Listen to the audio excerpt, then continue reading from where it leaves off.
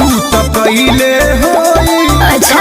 तो होई कुल देखतौ कछैले होई।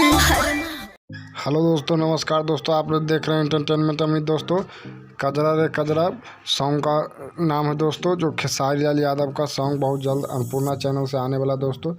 तो सबसे पहले अन्नपूर्णा चैनल पर आया था खेसारी लाल का जो अखिलेश कश्यप है गाना को लिखे हैं दोस्तों, जो उन्हीं का चैनल से अन्नपूर्णा से आखिया कजरा ए जान झगड़ा करा दिलवा। तो उसी गाना के बाद है ये चैत में सबसे पहला गाना खेसारी लाल का, जो चैत का अभी तक सॉन्ग नहीं आया है। तो यही आया है कजरा रे कजरा, आने वाला अन्नपूर्णा चैनल, अखिलेश कश्यप जी ने लिखा है।